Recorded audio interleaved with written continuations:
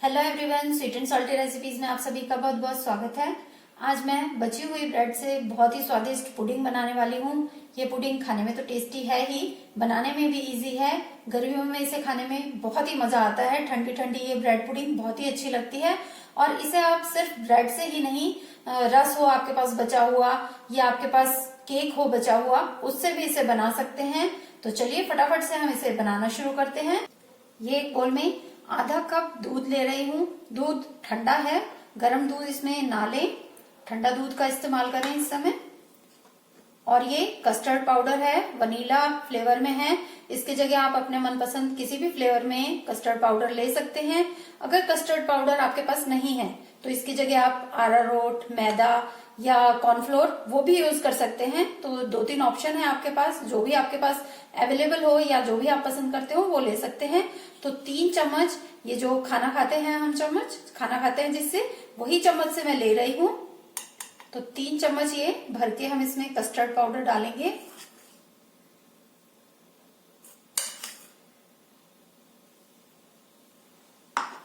और इसे अच्छी तरह से मिक्स कर लेंगे। इसमें बिल्कुल भी गुठलियां नहीं होनी चाहिए, अच्छी तरह से ये दूध में मिक्स हो जाए। अगर आप गर्म दूध लेंगे तो ये अच्छे से मिक्स नहीं हो पाएगा और इसकी गुठलियां बन जाएंगी, इसलिए आपने ठंडा दूध ही लेना है। कस्टर्ड पाउडर को दूध में अच्छी तरह से हमने मिक्स कर लिया है, इस साइड रखते हैं और आगे की प्रोसेस की तरफ चलते हैं। पैन में आधा लीटर फुल फैट मिल्क मैंने उबलने के लिए रख दिया है। मैं गाय का दूध यूज कर रही हूँ, आपके पास जो भी अवेलेबल हो, भैंस का दूध या पैकेट वाला दूध, कोई सा भी आप यूज कर सकते हैं, लेकिन फुल फैट ही यूज करें, उसमें से मलाई ना निकालें। तो ये आधा लीटर दूध है, इसे उबलने के लिए रख दिया है। इसमें डालेंगे आधा कप चीनी। चीनी आप अपने टेस्ट के हिसाब से ले सकते हैं। चीनी को चला देंगे इसमें और अब इसमें उबाल आने देंगे। दूध में उबाल आ गया है, फ्लेम को अब बिल्कुल लो कर देंगे हम। और अब इसमें ये जो कस्टर्ड का घोल हमने बनाकर रखा था ये डालेंगे। कस्टर्ड डालने से पहले इसे इस तरह से चला जरूर दें, क्योंकि कस्टर्ड अक्सर नीचे बैठ जाता है। तो इस तरह से चलाकर थोड़ा थोड़ा करके हम इसे डालते रहेंगे और मिक्स करते हुए इसे पकाएंगे।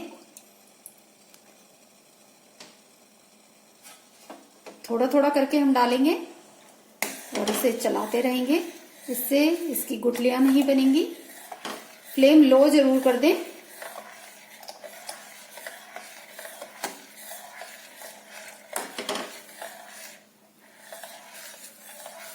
अब हम इसे लो फ्लेम पर थोड़ी देर के लिए पकाएंगे, थोड़ा गाढ़ा हो जाए ये, तब तक। इसमें मैंने कस्टर्ड पाउडर, वनीला फ्लेवर के कस्टर्ड पाउडर का यूज किया है, इसलिए इसमें कोई भी फ्लेवर अलग से मैंने नहीं डाला है।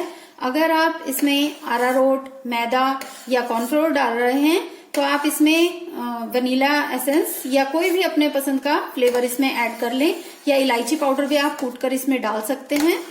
इसे लगातार चलाते हुए पकाना है, नहीं तो ये नीचे लग सकता है। लो फ्लेम पर लगातार चलाते हुए 3 से 4 मिनट के लिए कस्टर्ड को हमने पका लिया है। ये जैसा गाढ़ा हमें चाहिए उतना गाढ़ा हो चुका है। ये देखिए, ठंडा होने के बाद ये और भी गाढ़ा हो जाएगा। और ये इस तरह से इसे पता करने का कि आपका जो कस्टर्ड है ये सही गाढ़ेपन पर है या नहीं, इसे पता करने का ये तरीका भी है। ये देखिए, चम्मच पर इसकी एक कोटिंग आने लगी है, इस तरह से हम देख लेते हैं। ये देखिए, तो चम्मच पर एक कोटिंग इसकी आने लगी है, यानी ये बिल्कुल सही गाढ़ेपन पर है। अब इसमें मैं डाल रही हूँ 2 टेबलस्पून, ये घर की मलाई है, इसको मैं फेंट कर ले रही हूँ। इसकी जगह आप व्हिप्ड क्रीम या फ्रेश क्रीम भी डाल सकते हैं, इससे टेस्ट भी बढ़िया आएगा। और जो हमारी कस्टर्ड की कंसिस्टेंसी है वो भी बिल्कुल परफेक्ट रहेगी। तो इसे डाल लेते हैं और थोड़ी देर के लिए हम इसको और पका लेंगे। क्रीम या मलाई डालने से इस कस्टर्ड का टेस्ट और भी बढ़ जाता है। तो आप इसमें, अगर आपके पास व्हिप्ड क्रीम हो वो भी डाल सकते हैं, फ्रेश क्रीम हो वो भी डाल सकते हैं, या घर की मलाई भी आप इस तरह से यूज करें, बहुत ही बढ़िया टेस्ट आता है। थोड़ी देर के लिए इसे हमने और पका लिया है और जो हमारा कस्टर्ड है ये बिल्कुल परफेक्ट गाढ़ा हो गया है, जैसा हमें चाहिए। ये देखिए, अब गैस को हम बंद कर देंगे और इसे ठंडा होने देंगे। इसे थोड़ी देर इस तरह से चलाते रहें, नहीं तो इस पर एक लेयर जैसी आ जाती है, मलाई जैसी जम जाती है। तो इसको थोड़ी देर इस तरह से चलाते हुए ठंडा करें और उसके बाद इसे ठंडा होने दें। जितने हमारा कस्टर्ड ठंडा होता है उतने कुछ तैयारियां और कर लेते हैं। तो ये ब्रेड स्लाइस है, इसका जो किनारा है इसे हम कट करके निकाल लेंगे। इसे आप फेंके नहीं, इससे आप ब्रेड क्रम्स भी बना सकते हैं और भी कई तरह की डिशेस से बन जाती हैं, तो वो भी आप बना सकते हैं। इसको हम कट करके निकाल लेंगे। अगर आप रस या केक का यूज कर रहे हैं तो उसके साथ तो आपको कोई भी और प्रोसेस इस तरह से करने का आवश्यकता नहीं है, लेकिन ब्रेड में ये करना पड़ेगा क्योंकि ये जो किनारे हैं ये फिर पुडिंग में अच्छे नहीं लगेंगे। तो इसको इस तरह से काट कर निकाल दें। इसी तरह से हम बाकी की स्लाइसेस भी कट कर लेते हैं। ब्रेड के किनारों को काटकर हमने निकाल लिया है। आप चाहें तो इसी तरह से भी इसका यूज पुडिंग बनाने के लिए कर सकते हैं, या आप इसको छोटे पीस में भी कट कर सकते हैं, जैसा आप चाहें। इसके 4 पीसेस भी कर सकते हैं, लेकिन मैं सिर्फ इसके बीच में से एक पीस कर लूंगी। इस तरह से एक ब्रेड के 2 कर लिए हैं। इस तरह से बाकी को भी काट लेंगे। सारे ब्रेड स्लाइसेस को हमने काट लिया है। आप इसे इसी तरह से भी यूज कर सकते हैं या थोड़ा सा रोस्ट करके भी यूज कर सकते हैं। मैं हल्का से इसको रोस्ट कर लूंगी, जिससे टेस्ट और भी बढ़कर आएगा। तो हल्का से इसको रोस्ट कर लेते हैं हम। लो फ्लेम पर एक पैन को गर्म होने के लिए रख दिया है। आप चाहें तो घी बटर के साथ भी इसे रोस्ट कर सकते हैं। मैं ऐसे ही रोस्ट कर रही हूँ, इससे इसका टेस्ट थोड़ा ज्यादा अच्छा आता है। आप चाहें तो रोस्ट करें, चाहे ना करें, आपकी मर्जी है। तो इसको इसी तरह से लो फ्लेम पर हम थोड़ा सा क्रिस्पी होने तक रोस्ट कर लेंगे। पहले एक साइड से रोस्ट कर लेते हैं, फिर पलटकर इसे दूसरी तरफ से रोस्ट करेंगे। ब्रेड एक साइड से हल्के रोस्ट हो गए हैं। बहुत ज्यादा इसका कलर हमें चेंज नहीं करना है। देखिए कलर चेंज नहीं हुआ है, एक हल्की सी लेयर इस पर आ गई है, हल्के से क्रिस्पी ये हो गए हैं। बस इतना ही रोस्ट करना है और फ्लेम इसीलिए आपने लो या लो टू मीडियम ही रखनी है। तेज आंच में आप इसको रोस्ट ना करें, ज्यादा इसे हमें काला या बहुत ज्यादा डार्क ब्राउन हमें इसे नहीं रोस्ट करना है, हल्का हल्का सा रोस्ट करना है। तो अब दूसरी तरफ से भी हम इसे इसी तरह से रोस्ट कर लेंगे। ब्रेड दूसरी साइड से भी रोस्ट हो चुके हैं। अब इसे एक प्लेट में हम निकाल लेंगे। कस्टर्ड भी ठंडा हो चुका है और ब्रेड भी हमने रोस्ट करके रख लिए हैं। तो अब पुडिंग बनाना शुरू करते हैं। सबसे पहले सर्विंग डिश में हम नीचे डालेंगे ये कस्टर्ड, एक पतली सी लेयर इसकी डाल लेंगे। कस्टर्ड की लेयर डालने के बाद अब हम इस पर ये ब्रेड लगाएंगे।